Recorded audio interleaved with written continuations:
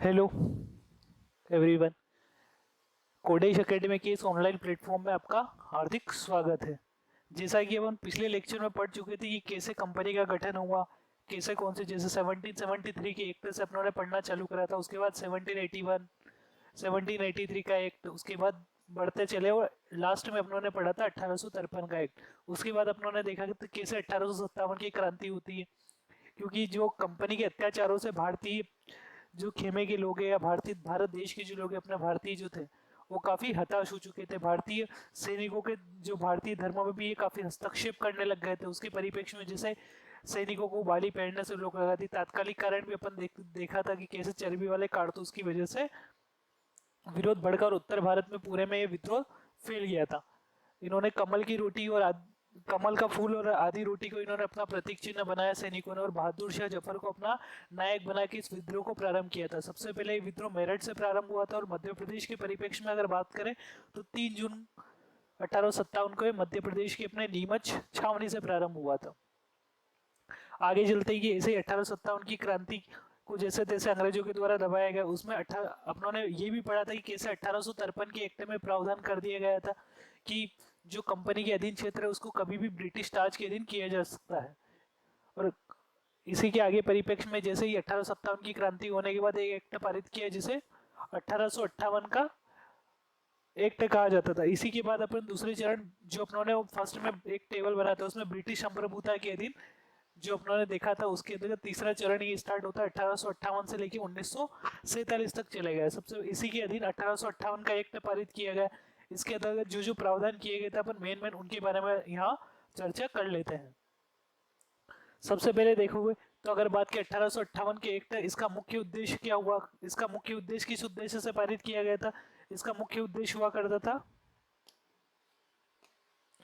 इसका मुख्य उद्देश्य था जो मशीनरी जो थी, मशीनरी सुधार करना था या प्रशासनिक सुधार करना था, और जो कंपनी को जो है पूर्णतः प्रशासनिक निकाय बना दी और जो ब्रिटिश के क्षेत्र के अधीन लेना इसका मुख्यतः उद्देश्य था। इंग्लैंड से प्रशासन को जोड़ना इसका मुख्य उद्देश्य हो जाएगा। इसके अंतर्गत प्रावधान किया गया, सबसे पहले तो कंपनी जो थी उसका राष्ट्रीयकरण कर दिया गया, और कंपनी का राष्ट्रीयकरण से करने का से क्या फायदा हुआ कि जो कंपनी के अधीन जो भी क्षेत्र था वो सीधे किसके अधीन हो गया, ब्रिटिश ताज के अधीन हो गया। तो सबसे पहला प्रावधान किया गया, इसमें प्रावधान किया गया जो कंपनी के अधीन जो क्षेत्र, कंपनी का क्या किया गया, राष्ट्रीयकरण कर दिया गया। जो राष्ट्रीयकरण करने से कंपनी के अधीन क्षेत्र ब्रिटिश ताज के अधीन हो गया। दूसरा क्या पद किया गया, जैसे दूसरा प्रावधान इसमें किया गया कि जो क्योंकि 1857 की क्रांति में जैसा आप लोगों ने समझा था कि जो सैनिक थे उन लोगों ने बहादुर शाह जफर को अपना नायक मान लिया था और उसी के नेतृत्व में पूरा क्रांति हुई थी। तो इन्होंने क्या करा, बहादुर शाह जफर को रंगून भेज दिया। रंगून बेसिकली म्यांमार में पड़ता है। रंगून भेज दिया और मुगल पद की समाप्ति कर दी गई, क्योंकि एक साथ दो दो ताज तो नहीं रह सकते, क्योंकि अब पूरा ब्रिटिश ताज के दिन भारत आ गया था, इसलिए मुगल पद का कोई औचित्य बचा भी नहीं था, इसलिए मुगल पद की समाप्ति कर दी। और जो ब्रिटिश ताज की सहायता के लिए एक पद बनाया गया, उस पद का नाम क्या रखा गया, भारत सचिव के पद का सृजन किया गया। कौन से पद का सृजन किया गया, भारत सचिव के पद का सृजन किया गया। इस भारत सचिव के पद के अंतर्गत 15 सदस्यीय परिषद का गठन किया गया। इस भारत सचिव की सहायता के लिए कितने हुआ करते थे, 15 सदस्यीय सदस्य हुआ करते थे, 15 सदस्य हुआ करते थे। और भारत सचिव के पद का गठन क्यों किया गया था, ब्रिटिश ताज की जो ब्रिटिश ताज थे, ब्रिटिश ताज की जो है प्रशासन में सहायता करने के उद्देश्य से किया गया था। भारत सचिव के पद का गठन कर लिया है। और जो भारत का गवर्नर जनरल जो देखा था, वो सबसे पहले भारत के गवर्नर जनरल का प्रावधान किसमें किया गया था, 1833 के एक्ट में। जो भारत का जो गवर्नर जनरल था, अब उसके पद को समाप्त कर दिए। भारत के गवर्नर जनरल को अब क्या कहा जाने लगा, वाइसराय कहा जाने लगा। किस नाम से जाना लगा, वाइसराय के नाम से जाना लगा। इस पिरामिड के द्वारा अपन यहाँ उस टाइम की जो है कंडीशन को समझ सकते हैं कि जैसे भारतीय परिप्रेक्ष्य में सबसे बड़ा अधिकारी कौन हुआ करता था, वाइसराय। वाइसराय से बड़ा अधिकारी हुआ करता था भारत सचिव, जो सीधे ताज के बाद हुआ करता था। और सबसे ऊपर सुप्रीम किस कौन हुआ करता था, ताज हुआ करता था। ये दोनों हुआ करते थे, ये ब्रिटेन में बैठे रहते थे, और जो अपना वाइसराय था ये इंडिया में रहता था। पहले वाइसराय कौन बने, लॉर्ड कैनिंग। पहले वाइसराय बने लॉर्ड कैनिंग। ठीक है, गवर्नर जनरल का पद समाप्त करते अब वाइसराय का पद बना दिया गया। तो ये प्रावधान अपनों ने देख लिया कि कैसे कंपनी का राष्ट्रीयकरण हो गया, भारत सचिव के पद का सृजन हो गया, कंपनी के जो गवर्नर जनरल थे उनको वायसराय कहा जाने लगा। जो गवर्नर जनरल थे उनके जो कार्यों में दो प्रकार की परिषदों को गठन किया, एक हुआ करती थी वैधानिक परिषद और एक हुआ करती थी प्रशासनिक परिषद। ये भी अपन देख चुके हैं पहले। वैधानिक परिषद में कौन हुआ करते थे? वैधानिक परिषद में हुआ करते थे कैबिनेट सचिव। कौन हुआ करते थे? कैबिनेट सचिव। और इनकी संख्या कितनी हुआ करती थी? 6 हुआ करती थी। कितनी हुआ करती थी? 6 हुआ करती थी।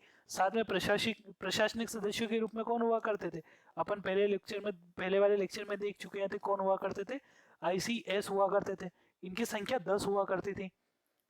ये कैसे चुने जाते थे? खुली प्रतियोगिता के माध्यम से चुने जाते थे। जैसे अभी UPSC के द्वारा जो IAS IPS की एग्जाम जो कंडक्ट करवाई जाती है, उसी टाइप से एग्जाम कंडक्ट करवाई जाती थी। उसके बेस पे इन्हें खुली प्रतियोगिता के माध्यम से क्या चुना जाता था? इनको चुना जाता था। और ये क्या देखते थे? प्रशासन में जो वायसराय थे उनकी सहायता किया करते थे। कंपनी के अधीन जो द्वैध शासन था उसके अधीन बोर्ड ऑफ डायरेक्टर्स और बोर्ड ऑफ कंट्रोल का जो गठन किया गया था, कौन से एक्ट में किया गया था? 1783 के एक्ट में किया गया था। ये अपन देख चुके हैं। 1783 के एक्ट में बोर्ड ऑफ डायरेक्टर्स और बोर्ड ऑफ कंट्रोल का जो पद बनाया गया था उसको अब समाप्त कर दिया है, क्योंकि पूरा ब्रिटिश शासन के अधीन आ गया, तो इस पद का कोई औचित्य बचा भी नहीं था। इस परिप्रेक्ष्य में इसको समाप्त कर दिया गया। तो इसके साथ ही और कौन कौन से प्रावधान किए गए? इसके साथ ही किए गए ये मुख्य प्रावधान किए गए थे। इसमें कौन कौन से? कंपनी का राष्ट्रीयकरण हो गया, मुगल पद की समाप्ति हो गई, भारत सचिव के पद का सृजन किया, गवर्नर जनरल को वायसराय कहा जाने लगा था, बोर्ड ऑफ डायरेक्टर्स और बोर्ड ऑफ कंट्रोल को समाप्त कर दिया गया था। ये सभी प्रावधान किए गए थे। इसका मूल उद्देश्य क्या था? इसका मूल उद्देश्य था जो प्रशासनिक मशीनरी थी उसको इंग्लैंड से जोड़ना इसका मुख्य उद्देश्य था।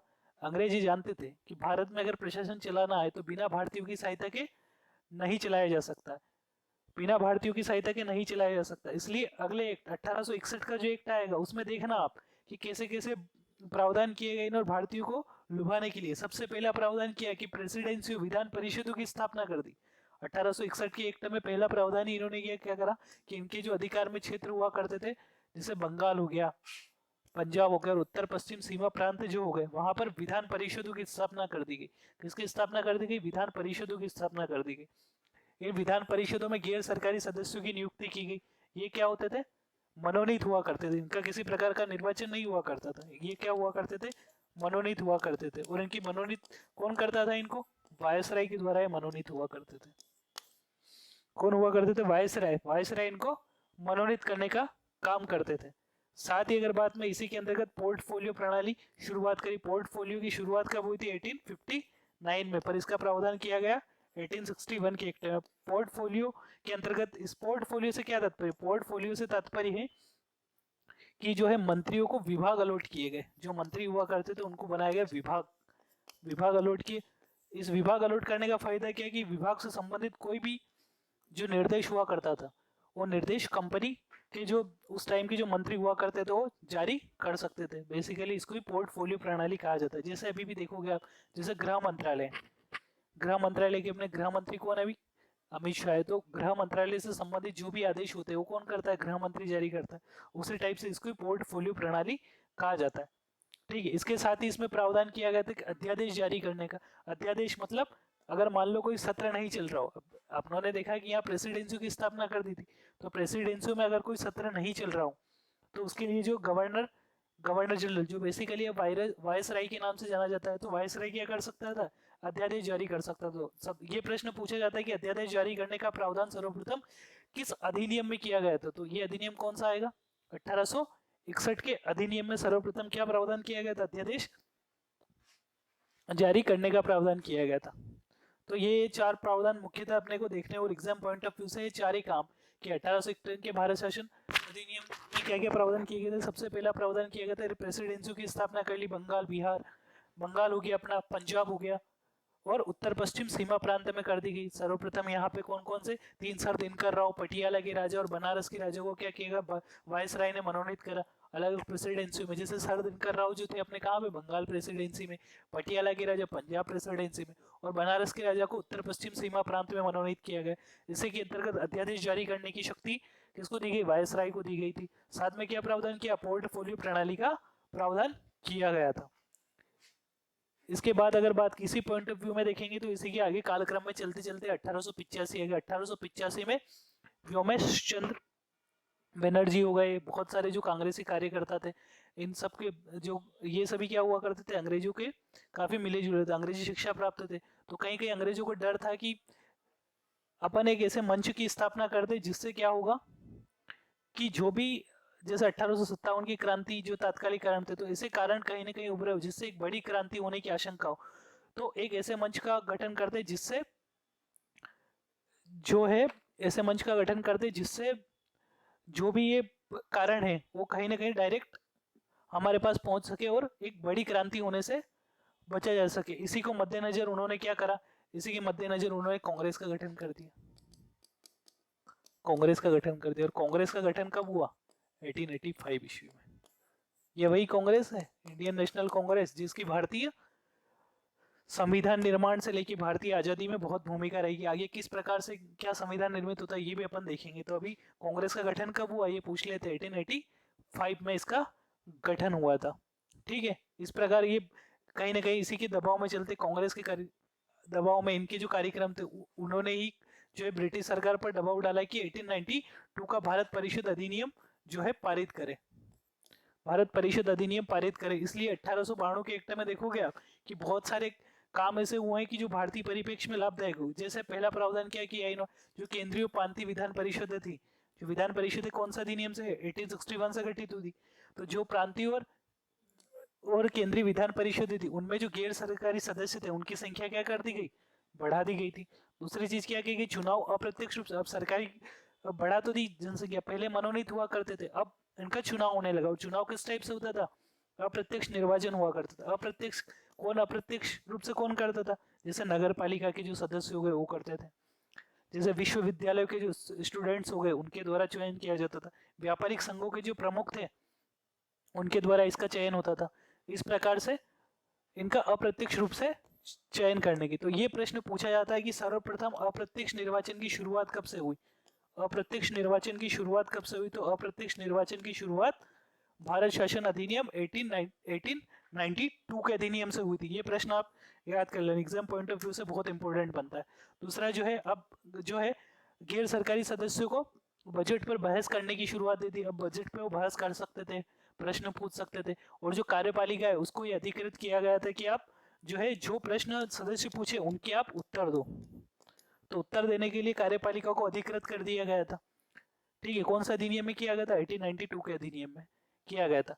इसके बाद ये पॉइंट ऑफ चलता रहा, इसके अंतर्गत सबसे फिर बाद में ही सिनेरियो आगे बढ़ता गया, जैसे हिंदू मुस्लिमों की एकता बढ़ती गई। इसी के मद्देनजर 1905 में जो है 1905 में इन्होंने बंगाल विभाजन किया। बंगाल विभाजन के बाद देखोगे आगे चलते 1907 में सूरत फूट हुई। उसके बाद ये जो एकता बढ़ती जा रही थी हिंदू मुस्लिमों में, तो इसे हिंदू मुस्लिमों की एकता को कहीं ना कहीं अंग्रेजों को लगा कि ये हमारे लिए 1857 की क्रांति जैसा घातक हो सकता है। इसी के मद्देनजर इन्होंने क्या करा, 1909 का अधिनियम पारित करा। और 1909 के अधिनियम सर्वप्रथम कैसे सांप्रदायिक निर्वाचन का प्रावधान किया गया, तो वो अपन इसके बाद वाले अधिनियम में देखते हैं। तो इसके बाद वाला अधिनियम आया 1909 में अधिनियम आया। इस अधिनियम को जो है माल्ले मिंटो रिफॉर्म्स के नाम से भी जाना जाता है। किस नाम से जाना जाता है, माल्ले मिंटो रिफॉर्म्स के नाम से भी जाना जाता है। इसका उद्देश्य क्या था, हिंदू मुस्लिम एकता को खत्म करना, ताकि 1857 की क्रांति जैसी कोई बड़ी क्रांति नहीं हो सके और अपना शासन ये क्या कर सके, सुगमता पूर्वक चला सके, अपना शासन क्या कर सके, सुगमता पूर्वक चला सके। इसलिए इन्होंने क्या करा था, इसका प्रावधान किया था। ठीक है, इसके अंतर्गत कौन कौन से प्रावधान किए गए थे, सबसे पहले प्रांतीय और केंद्रीय विधान परिषदों की संख्या बढ़ाकर अब कितनी कर दी गई थी, 60 कर दी गई थी। इन्हें चर्चा करने, प्रश्न पूछने, बजट पर बहस करने का अधिकार दे दिया गया था। इसी के अंतर्गत अपने पिछले जो है एक्ट में देखा था कि 1893 में उन्हें कार्यपालिक आदेश उत्तर देने के लिए अधिकृत कर दिया गया था। दूसरा, सांप्रदायिक निर्वाचन की शुरुआत कर दी। किसके लिए करी थी, मुस्लिमों के लिए करी। सांप्रदायिक निर्वाचन में क्या प्रावधान किया गया था, सांप्रदायिक निर्वाचन के अंतर्गत प्रावधान किया गया था जो मुस्लिम जो सदस्य जो विधान परिषद में चुनकर जाते हैं, विधान परिषद में जो चुनकर जाते हैं उन सदस्यों का निर्वाचन केवल मुस्लिम मतदाता ही कर सकते हैं। इस प्रकार उनमें हिंदू से उनका कोई लेना है। जैसे मान लो ये असेंबली है, असेंबली, इसमें कोई सदस्य मुस्लिम का चुनकर जा रहा है, मान लो ए सदस्य चुनकर जा रहा है, अगर ए का निर्वाचन करना होगा तो केवल मुस्लिम ही कर सकते हैं, उसमें कोई दूसरी कास्ट के लोग उसमें या दूसरे धर्म के लोग उसमें हस्तक्षेप नहीं करेंगे, केवल तो इसलिए मुस्लिम मतदाता का निर्वाचन मुस्लिम, तो इससे कहीं ना कहीं जो है भारतीय जो हिंदू थे, भारतीय हिंदू और मुसलमानों के बीच में जो गहराई है वो बढ़ती चली गई और आगे चलकर इसी ने भारत के दो विभाजन कर दिए गए, करने में इसने महत्वपूर्ण भूमिका निभाई। तो सांप्रदायिक निर्वाचन की शुरुआत किस एक्ट में हुई थी, ये अपने से पूछा जाता है। तो 1909 के अधिनियम में सर्वप्रथम क्या हुई, मुस्लिमों के लिए सांप्रदायिक निर्वाचन की शुरुआत हुई। साथ ही अगर बात करें तो इसमें क्या प्रावधान किया गया था, सर्वप्रथम जो वायसराय की वैधानिक कार्यपालिका देखते थे, वैधानिक कार्यपालिका अपने पढ़ा था कि वैधानिक कार्यपालिका में कुल कितने सदस्य हुआ करते थे, 6 सदस्य हुआ करते थे, और 6 सदस्य हुआ करते ब्रिटिश कैबिनेट के सदस्य हुआ करते। तो सर्वप्रथम जो है वायसराय की जो जो वैधानिक कार्यपालिका है, वैधानिक कार्यपालिका में सर्वप्रथम किसी भारतीय को शामिल किया, और पहले भारतीय कौन थे, सत्येंद्र प्रसाद सिन्हा हुआ करते थे। पहले भारतीय कौन हुआ करते थे, सत्येंद्र प्रसाद सिन्हा हुआ करते। भारतीय वैधानिक कार्य जो वायसराय की जो कार्यप्रणाली थी उसमें सर्वप्रथम किसी भारतीय को शामिल किया, और भारतीय कौन थे, सत्येंद्र प्रसाद सिन्हा हुआ करते थे। तो ये सब प्रावधान देखिए अपनों ने कि कौन कौन से प्रावधान किए गए थे कि सर्वप्रथम प्रांत और केंद्रीय स्तर पर जो विधान परिषद थी उनकी संख्या बढ़ा दी गई। दूसरा प्रावधान किया गया इनको चर्चा करने, बहस करने, प्रश्न पूछने का प्रावधान किया गया। सांप्रदायिक निर्वाचन, मुख्यतः यही याद रखना आपको इस पूरे एक्ट में, सांप्रदायिक निर्वाचन। और एक वायसराय की कार्यकारिणी में पहले भारतीय सदस्य कौन नियुक्त हुए थे, सत्येंद्र प्रसाद सिन्हा। ये दो प्रश्न यहाँ से बहुत इंपॉर्टेंट बनते हैं, सांप्रदायिक निर्वाचन और भारतीय वैधानिक परिषद में किसकी ये हुई थी। इसके आगे वाले लेक्चर में देखते हैं। इसके आगे 1919 का अधिनियम, इसके बाद का बीच का सिनेरियो समझ लो कि 1909 के बाद क्या हुआ, 1911 में सर्वप्रथम दिल्ली दरबार का आयोजन हुआ। दिल्ली दरबार के अंतर्गत सबसे पहले क्या करा इन्होंने, जो कलकत्ता थी, कलकत्ता से राजधानी दिल्ली ट्रांसफर की गई। उसके बाद 1916 में होम रूल लीग हुआ। उससे पहले 1915 में गांधी जी दक्षिण अफ्रीका से भारत आए थे। 1916 में होम रूल लीग हुआ, जिसमें जो हिंदू और मुस्लिमों के बीच में जो खाई पाटना चाहती थी उसको कहीं ना कहीं इन्होंने होम रूल लीग में जोड़ने का प्रयास किया। एक संयुक्त अधिवेशन हुआ जिसमें 1907 की जो सूरतपुर में कांग्रेस के जो दो विभाजन हो गए थे, दोनों दल 1916 के अधिनियम में होम रूल लीग से पहले जुड़ गए थे। उसके बाद अगर बात करें 1917 में गांधी जी ने खेड़ा आंदोलन, चंपारण, उसके बाद चंपारण हो गया, खेड़ा आंदोलन हो गया, उसके बाद जो है अहमदाबाद मिल मजदूर आंदोलन हो गया। कहीं ना कहीं गांधी जी कि जो अपने कुशलतापूर्वक नेतृत्व कर लेते इसलिए जो है अंग्रेजों को कहीं ना कहीं धक्का लगा और आनंद फानंद में उनको 1919 का अधिनियम पारित करना पड़ा। इस 1919 के अधिनियम को मॉन्टेग्यू चेम्सफोर्ड सुधार के नाम से जाना जाता था। इनका मुख्य उद्देश्य क्या हुआ करता था, जो भारत में जो गांधी जी के नेतृत्व के में जो चल रही जो स्वतंत्रता के लिए जो अपनी लड़ाई है उसको कहीं ना कहीं कमजोर करना इसका मूल उद्देश्य था। इससे पहले इन्होंने एक रोलेक्ट एक्ट पारित किया जिसमें जो है बिना किसी दलील के, बिना किसी कानून के व्यक्ति को गिरफ्तार कर लिया जाता था। ये सब जब अपन मॉडर्न हिस्ट्री पढ़ेंगे तो अपन इसके ऊपर और चर्चा करेंगे। सर्वप्रथम इसमें पहला प्रावधान क्या किया गया, पहला प्रावधान किया द्वेष शासन, प्रांतों में द्वेष शासन की स्थापना, प्रांतों में द्वेष शासन की स्थापना। ये प्रश्न बहुत सी बार पूछा जाता है कि प्रांतों में द्वेष शासन की स्थापना कौन से अधिनियम के तहत हुई। तो प्रांतों में द्वेष शासन की स्थापना किसके तहत हुई, 1919 के अधिनियम के तहत सबसे पहले प्रांतों में द्वेष शासन की स्थापना की गई। द्वेष शासन में के अंतर्गत मतलब द्वेष शासन से तात्पर्य क्या था, जो शासन प्रांतों के जो विषय हुआ करते थे उनको दो भागों में बांटा गया। एक हुआ करते थे आरक्षित विषय, एक हुआ करते थे हस्तांतरित विषय। आरक्षित विषय पर शासन कौन करता था, आरक्षित विषय पर जो भी नियम कानून बनाना होते गवर्नर जो है अपनी कार्यकारिणी के अंतर्गत बनाता है। इसके अंतर्गत जैसे रक्षा हो गई, विदेश मंत्रालय हो गया, जैसे महत्वपूर्ण मुद्दे शामिल हुआ करते थे। गवर्नर की कार्यप्रणाली कार्यकारिणी इसके अंतर्गत बना देते। आरक्षित विषय, हस्तांतरित विषय के अंतर्गत गवर्नर अपनी विधान परिषद के तहत क्या करता था, कानून बनाने का काम करता था। इसके अंदर कौन कौन से चीजें शामिल हो, जैसे सफाई हो गई, सिंचाई होगी, ये सभी चीजें इसके अंतर्गत शामिल होगी। और भी विषय हुआ करते थे, मैंने एक दो ही बताया आपको।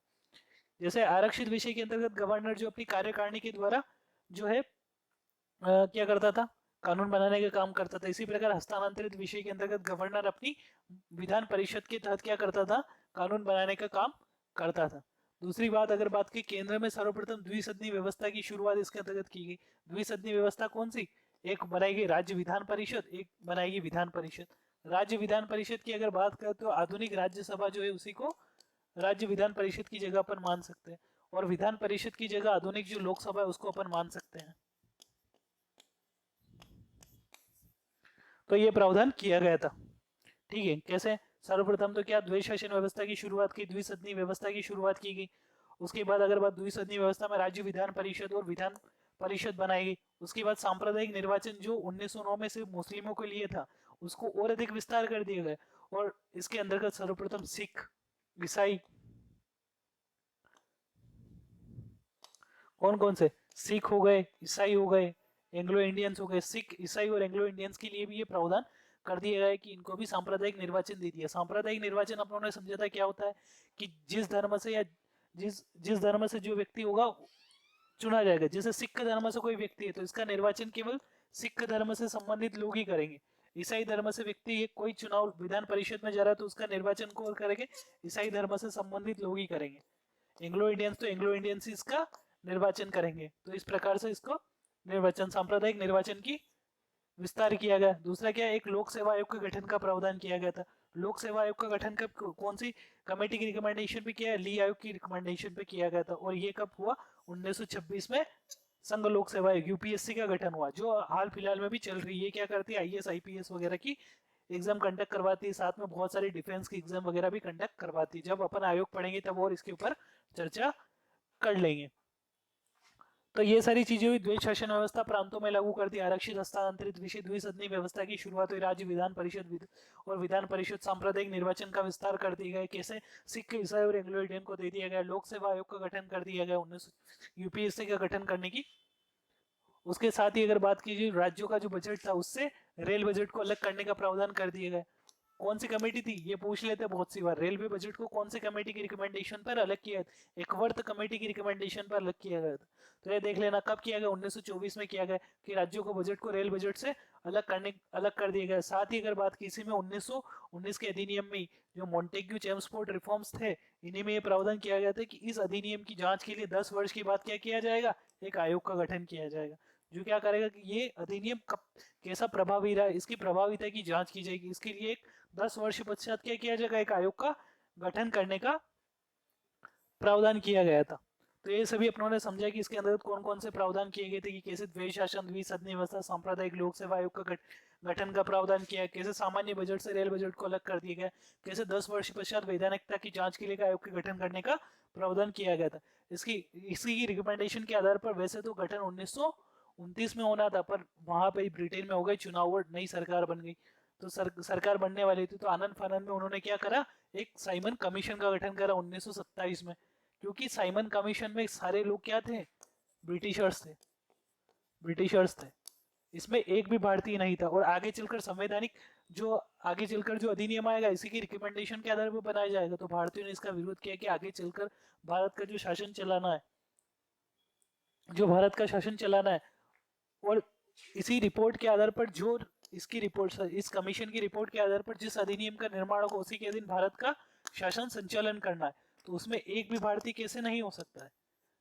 आप भारत का शासन संचालन कर रहे हो जिस अधिनियम के तहत, उसके लिए उस कमेटी में भारत का एक मेंबर तो होना चाहिए। इसी की बेस पे इसका रिपोर्ट हुआ। और साइमन कमीशन को क्या दिखाया गया? काले झंडे दिखाया गया। जैसे तैसे इस साइमन कमीशन ने अपनी जांच की और 1928 में अपनी रिपोर्ट प्रस्तुत की। 1928 में रिपोर्ट प्रस्तुत की। इसी रिपोर्ट के बाद कैसे गोलमेज सम्मेलन का आयोजन हुआ वो देख सकते हैं। पर जैसे ही अगर बात की काले झंडे दिखाए जाने लगे तो उस टाइम पे जो भारत के जो हुआ करते, कौन? वायसराय बर्कनहेड ने क्या दिया? भारतीयों को चुनौती दे दी कि अगर आप निर्मित कर सकते तो आप निर्मित करके बता दो भारत का संविधान। तो भारतीयों कहीं ना कहीं इससे ठेस पहुंची। इसलिए उस टाइम पे जो है हुआ करते थे मोतीलाल नेहरू, उन्होंने एक्सेप्ट कर लिया कि हाँ भाई बिल्कुल बनाएंगे, हम सब मिलकर बनाएंगे। क्योंकि अंग्रेज जानते थे कि भारत में उस टाइम पे जितने भी राजनीतिक दल हुआ करते, जैसे हिंदू महासभा, मुस्लिम लीग हो गया, अपना कांग्रेस हो गई, कभी भी एकजुट होके किसी एकल संविधान का निर्माण नहीं कर सकते थे। तो इसी के अंतर्गत इसका उन्होंने चुनौती दी। नेहरू रिपोर्ट, इसी चुनौती को जो है मोतीलाल नेहरू ने एक्सेप्ट कर लिया। और उसी के अंतर्गत इन्होंने क्या सौंपी? एक नेहरू रिपोर्ट सौंपी। नेहरू रिपोर्ट की अगर बात करें तो इसमें सुभाष चंद्र बोस, तेज बहादुर सप्रू, चित्तरंजन दास भी सदस्य हुआ करते थे। मोतीलाल नेहरू इस कमेटी के अध्यक्ष हुआ करते थे। 3 सदस्य हुआ करते, सुभाष चंद्र बोस, तेज बहादुर सप्रू और चित्तरंजन दास हुआ करते थे। तो ये अपनों ने देखा कि कैसे मोतीलाल नेहरू ने इसको एक्सेप्ट करा, नेहरू रिपोर्ट दी। इसी साइमन कमीशन की रिपोर्ट को बेस बनाकर अंग्रेजों ने क्या करा, 3 गोलमेज सम्मेलनों का आयोजन करना स्टार्ट कर दिया। ये गोलमेज सम्मेलन कहाँ हुआ करते थे? ये गोलमेज सम्मेलन हुआ करते थे अपने इंग्लैंड में। कहाँ हुआ करते थे? इंग्लैंड में। इसकी अध्यक्षता कौन करी थी? उस टाइम के जो है प्रधानमंत्री हुआ करते थे, ब्रिटेन के जो प्रधानमंत्री थे रमजे मैकडोनाल्ड, उन्होंने इसकी अध्यक्षता करी थी। कांग्रेस ने इस अधिवेशन का विरोध करा कि जिस साइमन कमीशन की रिपोर्ट को बेस बना के आप जो ये अधिवेशन बुला रहे हो, जो आगे रूपरेखा, आगे के अधिनियम की रूपरेखा तैयार करेगा, तो इस कमीशन का तो अपने विरोध करा, हम कैसे इसकी रिपोर्ट के ऊपर चिंतन मनन कर सकते हैं। तो इसका कांग्रेस ने विरोध करा और कांग्रेस ने बहिष्कार कर दिया। कांग्रेस के बहिष्कार से ये पहला जो गोलमेज सम्मेलन हुआ था कहीं ना कहीं असफल रहा। उसके बाद अगर बात करें तो द्वितीय गोलमेज सम्मेलन आयोजित हुआ। द्वितीय गोलमेज सम्मेलन में कांग्रेस की ओर से महात्मा गांधी गए। महात्मा गांधी कौन से जहाज में बैठकर गए थे? एसएस राजपूताना जहाज में बैठकर महात्मा गांधी गए। इसमें विवाद क्या होगा? इसमें विवाद हो गया गांधी जी और अंग्रेजों के बीच में कि जो अंग्रेज थे वो जो है, जैसे अपना देखे सबसे 1909 में अंग्रेजों ने किसको? मुस्लिमों को दिया, सिख ईसाई को दिया 1919 के अधिनियम। अब 1935 के अधिनियम में ये प्रावधान करना चाहते थे कि दलितों, महिलाओं को भी सांप्रदायिक निर्वाचन देने का प्रावधान करना चाहते। तो गांधी जी कहीं ना कहीं व्यतीत हो गए कि जैसे सांप्रदायिक निर्वाचन से हिंदू और मुस्लिमों के बीच में क्या बढ़ गई? दूरियां बढ़ गई। तो वैसे ही अगर बात करें इसी सांप्रदायिक निर्वाचन से हिंदुओं के मध्य भी दूरियां बढ़ जाएगी और कहीं ना कहीं इससे भारत की जो स्वतंत्रता आंदोलन चल रहा है उसको कहीं ना कहीं ठेस पहुंचेगी। तो इसलिए गांधी जी ने इसका विरोध किया बहुत ज्यादा और वापस इंडिया लौटा है। अब जैसे सांप्रदायिक पंचायत चल ही रहा था, इसके बाद सांप्रदायिक पंचायत की घोषणा हो गई। सांप्रदायिक पंचायत की घोषणा कब हुई? 16 अगस्त 1932 को हुई। सांप्रदायिक पंचायत क्या था? सांप्रदायिक पंचायत वही था, मैंने बताया कि दलितों को जो है सांप्रदायिक निर्वाचन देने का प्रावधान किया था। गांधी जी इससे व्यतीत हो गए। उस टाइम पे गांधी जी को गिरफ्तार करके पुणे की वर्धा जेल में रख लिया गया था। तो गांधी जी ने पुणे की वर्धा जेल में क्या कर दिया? अनशन प्रारंभ कर दिया। और कौन सा? आमरण अनशन था कि जब तक अंग्रेज इस बात को नहीं मान लेते हैं तब तक गांधी जी आमरण अनशन करेंगे। तो कहीं ना कहीं इससे पूरे देश में अशांति का माहौल फैल गया। और जैसे तैसे BR अम्बेडकर जो उस टाइम पे दलित नेता हुआ करते थे और गोलमेज सम्मेलन में जो है दलितों को रिप्रेजेंट कर रहे थे, तो उनके और गांधी जी के मध्य एक पूना पैक्ट हुआ।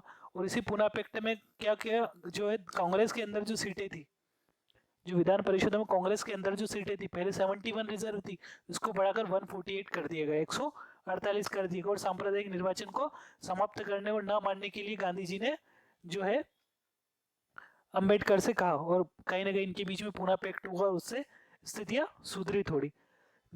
उसके बाद अगर बात करें तो अंग्रेजों ने क्या करा, जो गोलमेज सम्मेलन हुए थे उसके बाद तीसरा गोलमेज सम्मेलन हुआ, कांग्रेस ने इसका बहिष्कार कर दिया और तीनों गोलमेज सम्मेलनों के मिलाकर अंग्रेजों ने एक श्वेत पत्र जारी किया, एक रूपरेखा तैयार करी और उसी रूपरेखा के अंतर्गत भारत का 1935 का अधिनियम पारित किया गया। कौन सा अधिनियम पारित किया? 1935 का अधिनियम पारित किया। 1935 के अधिनियम की चर्चा करें, अब आगे अपन इसके प्रावधानों के ऊपर चर्चा करेंगे, कैसे क्या इसमें प्रावधान किए गए थे।